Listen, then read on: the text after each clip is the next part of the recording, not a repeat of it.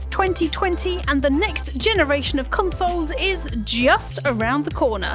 So, if you're anything like me, you're already trying to A. Subsist on a diet entirely of beans and toast to save enough money to buy a PS5 or Xbox Series X, or B. Keeping a keen eye on which games to buy. While I can't help you with that first thing, I can give you a hand for the second. With this video, in fact. I've delved through recent Xbox and PlayStation streams to bring you a list of the biggest next-gen games that are going to appear on the PS5 and Xbox Series X, from Horizon Forbidden West to AA titles and new IPs. Pure next-gen games are the only things I'll be talking about, otherwise this list would be long, to say the least. So don't expect mention of cross-gen games like Halo Infinite, Cyberpunk 2077, Hellblade 2 or Assassin's Creed Valhalla. Anyway, let's get started. Here are 16 next-gen games we can't wait to play.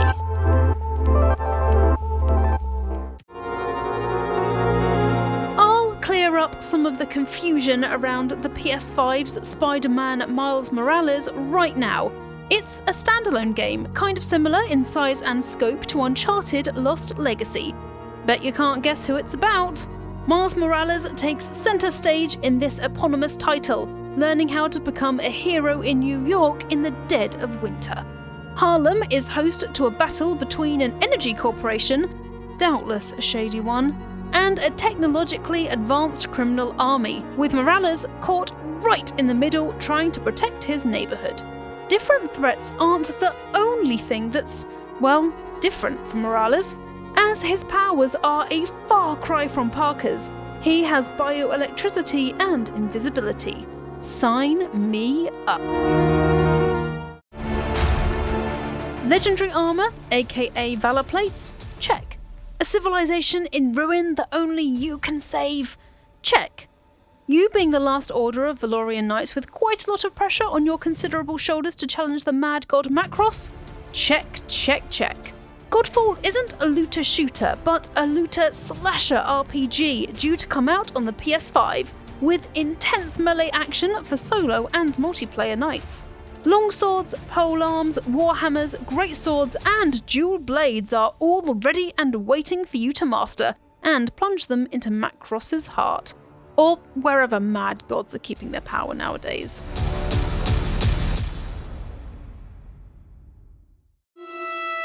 Lord of the Rings Gollum shuns anyone from the Fellowship, as this takes place before the events of Lord of the Rings, instead focusing on Smeagol, the poor hobbit who found the One Ring and suffered for it. Gradually turning into Gollum sounds like it'll be the main theme of the game that's due to come out on the PS5 and Xbox Series X. But the game starts in Barad-dûr, aka in Mordor, where Gollum/Smeagol is probably being interrogated in a very non-Geneva Convention kind of way. Stealth is the main focus of Lord of the Rings Gollum, with decisions making you choose between Smeagol responses or Gollum responses. Now, that doesn't bode well. Ethan just can't catch a break. After escaping the traumatic real estate nightmare that is Resident Evil 7 Biohazard, he and his wife Mia have built a life of their own, but who comes knocking at the door? Chris Redfield. Well, not literally, but Redfield does something that makes Ethan flee to the village in the trailer. And considering the last we saw of Redfield was him wearing an umbrella uniform, it might imply that he's turned to the dark side. But why? Maybe we'll find out in Resident Evil Village on both the PS5 and Xbox Series X, which is distinctly European folklore-ish in vibe, and, according to rumours, and the trailer, will have werewolves.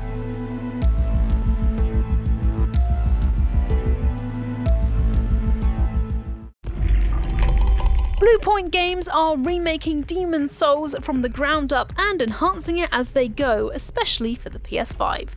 We don't know much more about the game apart from that, but on Reddit, users noticed that in the original description, which has since been edited, there was mention of 2 graphics modes, one for the quality of Demon's Souls graphics, and the other to enhance the game's frame rate, plus a fractured mode.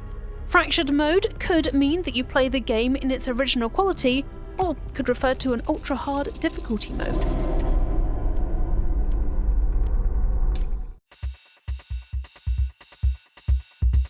All we know about Battlefield 6 is that it's coming to PS5 and Xbox Series X in 2021. Its setting remains a mystery, to be honest. Seriously, that's all we know.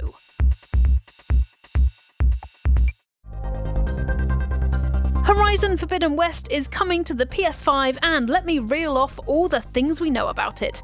Set in the west of America near San Francisco, Aloy is now trying to find out the source of a parasitic entity throttling nature, meeting new tribes, robots, and friends along the way. Silence is back too, and I'm personally betting that he's trying to find out more about the Masters, who started the events of Horizon Zero Dawn rolling in the first place. You'll be exploring the world beneath the waves too, as the trailer hinted that there are new underwater locations to explore, with Aloy donning a streamlined rebreather.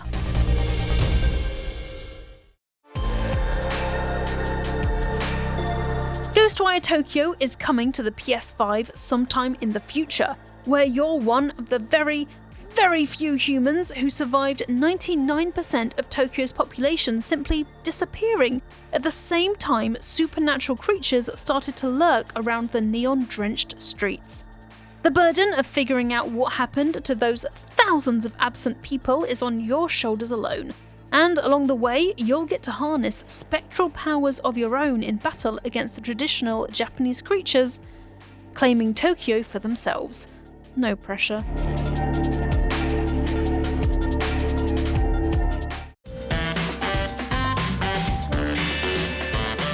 Deathloop, the PS5 timed exclusive, is going to get repetitive in a very good way.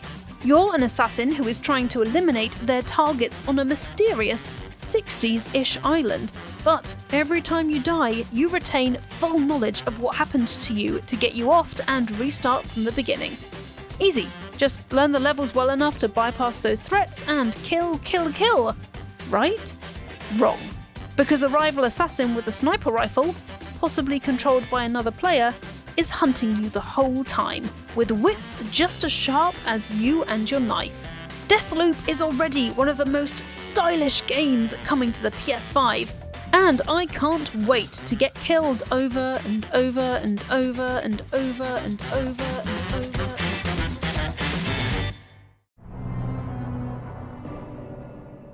Radiation-ravaged landscapes, mutants, anomalies, and other stalkers waiting in the cold shadows. Stalker 2 on Xbox Series X is going to be grim, but if you've played the first Stalker, you already knew that. We don't yet know if it's set in the Zone again, an area saturated with radiation, but like the first game, there is going to be multiple endings and a massive, seamless open world, apparently one of the biggest to date. Expect atmospheric, tense gameplay and a propensity for looking over your shoulder that bleeds into real life.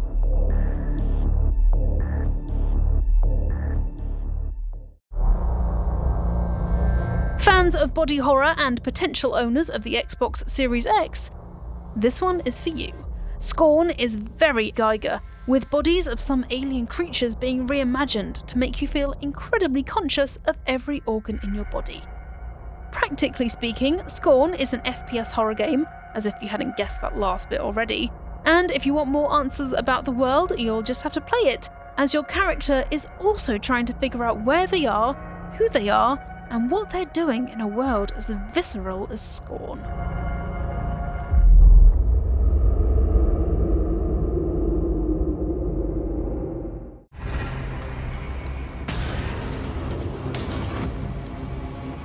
Hearing voices in the medium is kinda your thing, as you step into the shoes of Marianne, a medium who can see past our world into the one that lurks behind.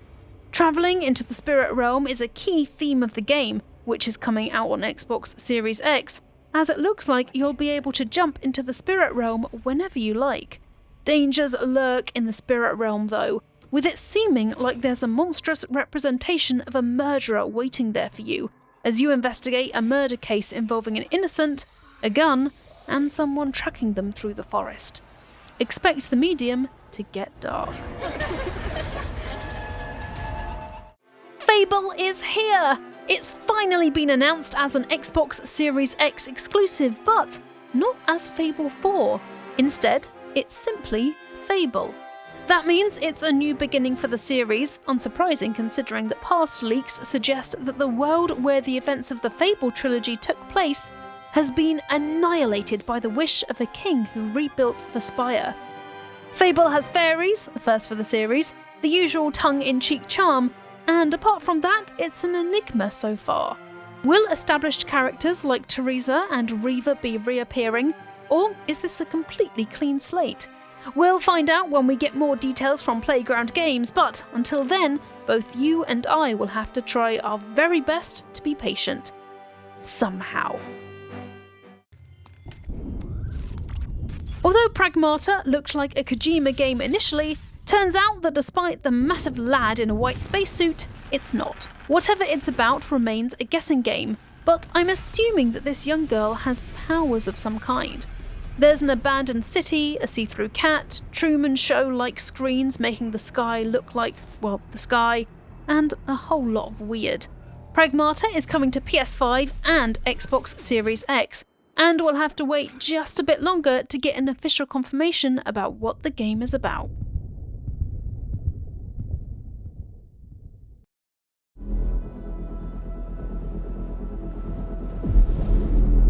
Project ATHIA follows a girl, maybe ATHIA herself, lost in a strange, unfamiliar world, trying to prove herself.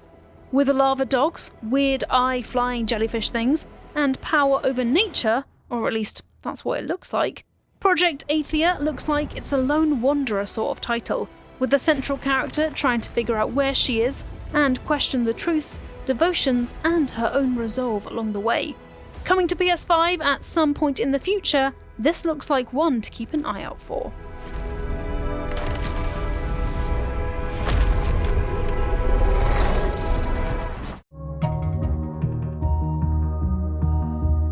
Like Deathloop, Returnal tracks a central character who dies over and over and over.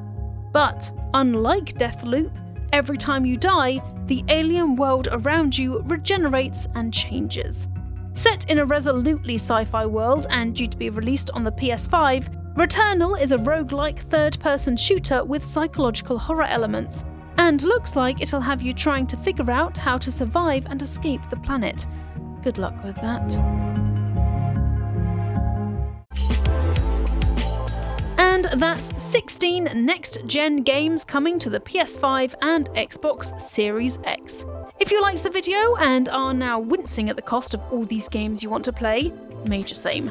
Make sure to like the video and subscribe to Eurogamer for more videos about PS5 and Xbox Series X. We unleash a new video every single day, so there's always something to watch.